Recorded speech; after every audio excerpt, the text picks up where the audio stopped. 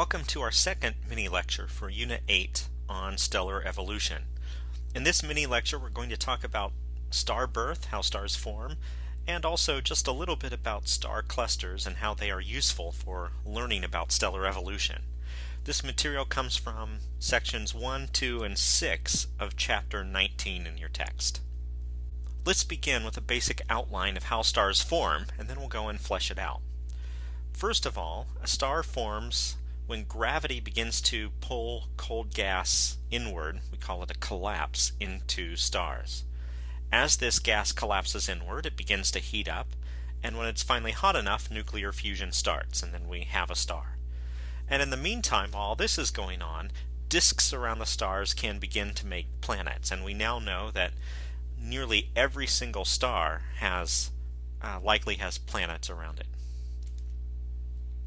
Back in the last lecture we talked about dark nebulae, and we said dark nebulae are made of cold gas, so cold that it's transparent, but also these dust grains that don't allow visible light through.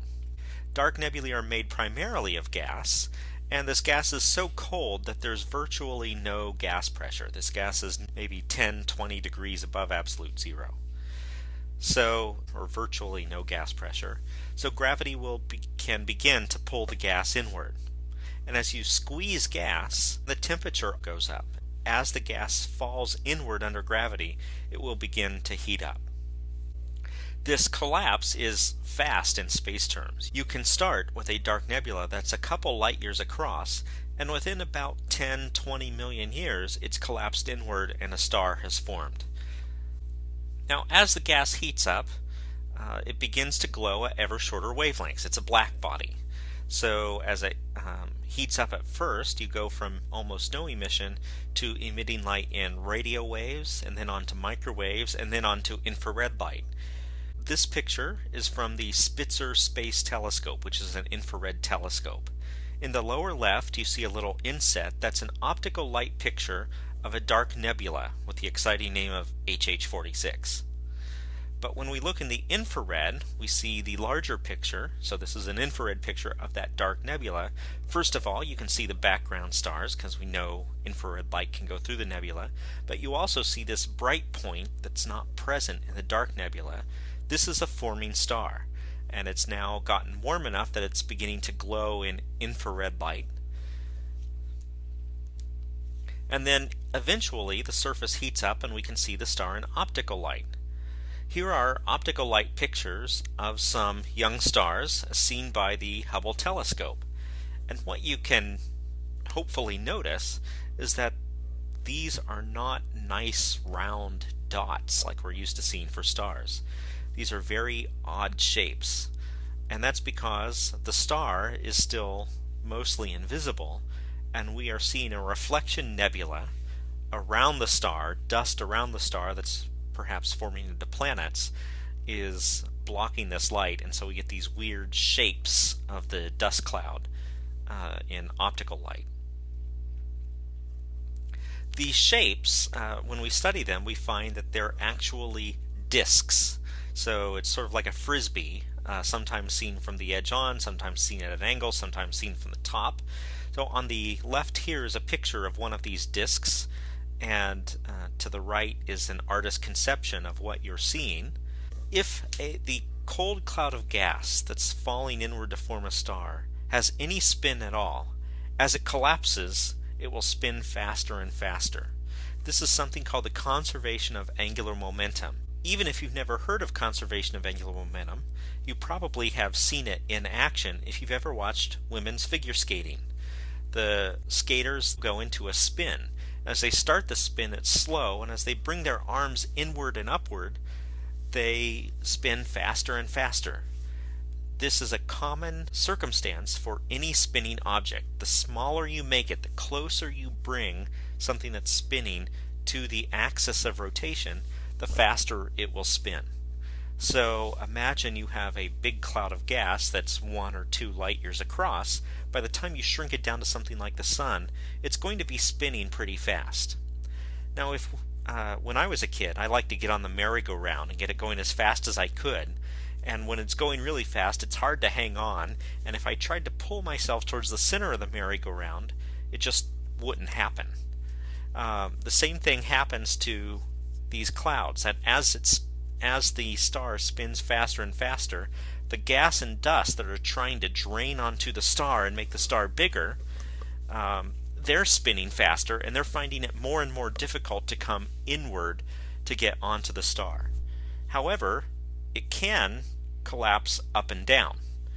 As long as it doesn't get closer to the star, it can still be pulled by gravity. So what starts off as a big sphere flattens into a rotating disk, a frisbee shape. The star at the center of this disk we call a protostar. It's not doing nuclear fusion yet, but around this time, once we begin to see it in optical light, we often say that the star is at the birth line.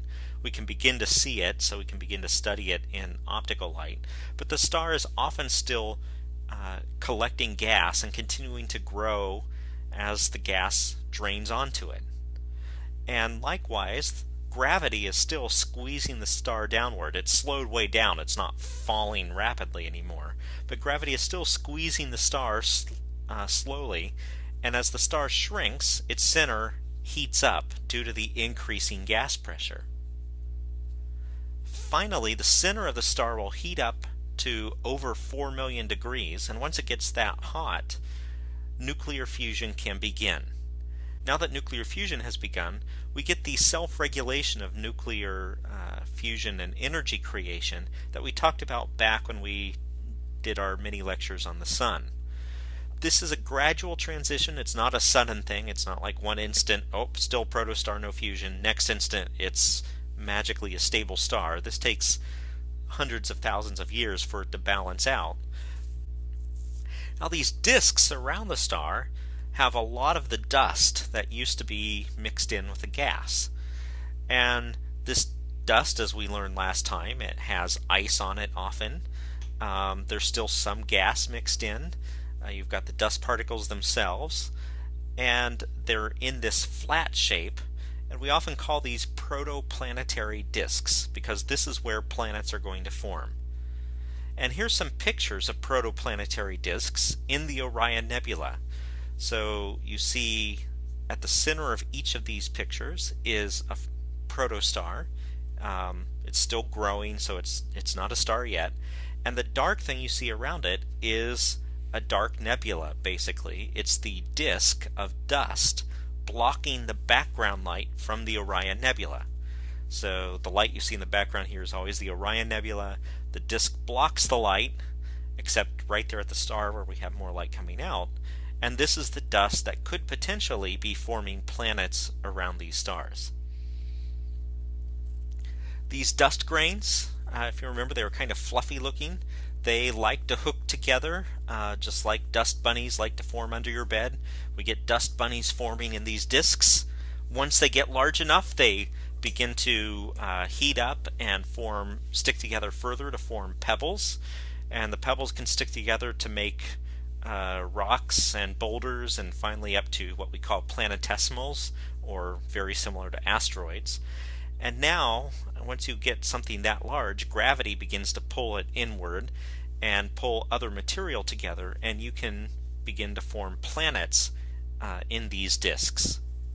This image is an artist's conception of what the protoplanetary disk around a star like the Sun might look like. We have no close-up pictures like this. We, of course, can't travel to them. In the upper left of this artist's picture, though, are two pictures of protoplanetary disks around other stars. In the one on the left, we're seeing the disk almost from the edge. It's like we're looking at the edge of the frisbee. We've blocked out the center star so it doesn't blind the telescope. And on the right is a picture of one where we're looking almost straight down on top of the disk. So straight down on the frisbee, so it looks almost like a perfect circle. Again, we've had to block out the light from the central star so it doesn't blind the telescope.